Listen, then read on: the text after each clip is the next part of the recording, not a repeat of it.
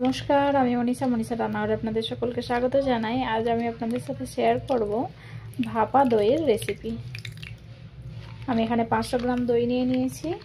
দইটা এইভাবে একটা ছাঁকনি থেকে দই থেকে যে জলটা আছে সেই জলটা ঝরিয়ে দিচ্ছি। এটাকে আমি মিনিমাম 1 ঘন্টার জন্য রাখবো জলটা ছাঁকার জন্য। এবার দইটাকে জল ঝরিয়ে একটা পাত্রে নিয়ে নিয়েছি আর দিয়ে দিচ্ছি কনডেন্স মিল্ক। আমুলের কনডেন্স মিল্ক আমি ব্যবহার করছি এখানে। এটা হচ্ছে 200 গ্রামের কোয়ান্টিটি ছিল আর দইটা ছিল 500 গ্রাম।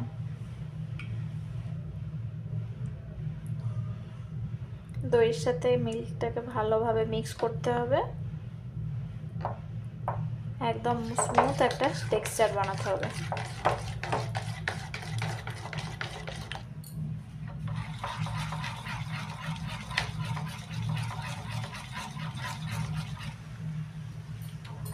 দেখতে পাচ্ছেন ব্যাটারটা কত সুন্দর স্মুথ হয়ে রেডি হয়ে গিয়েছে। ঠিক এরকম স্মুথ করে ব্যাটারটাকে রেডি করতে হবে। আর এদিকে একটা কড়াইতে একটু জল নিয়ে জলটা গরম করতে দিয়েছি। দইটা ভাপানোর জন্য একটা বাটি নিয়েছি, বাটির মধ্যে পেপার লাইনার দিয়ে দিচ্ছি যাতে ভালোভাবে দইটা উঠে আসে। এবার দইটা ঢেলে দিচ্ছি।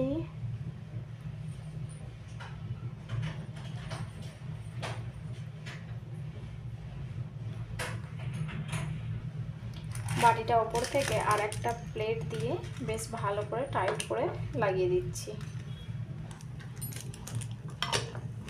দিয়ে বাটিটাকে কড়াইতে জলের ওপর বসিয়ে দিলাম।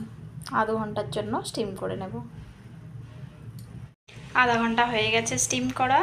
এবার এটাকে ঠান্ডা হওয়া পর্যন্ত অপেক্ষা করব।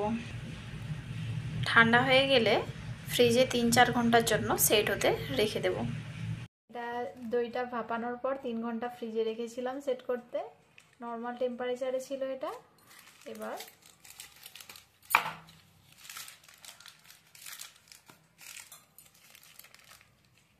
আমি পেপারটা দিয়ে দিয়েছিলাম যাতে খুব ভালোভাবে ছেড়ে যায়।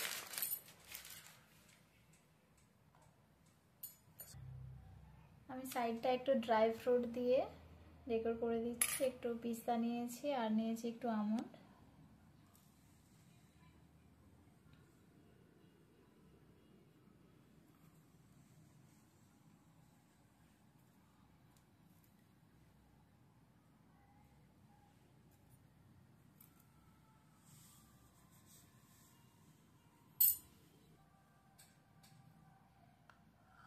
ওয়াও, মনে হচ্ছে বার্থডে কেক কাটছি।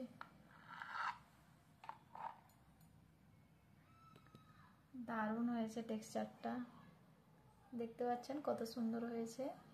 অবশ্যই কিন্তু বাড়িতে একদিন আপনারাও ট্রাই করবেন। আর ভিডিওটি ভালো লাগলে একটি লাইক করবেন আর কমেন্টে জানাবেন কেমন হয়েছে।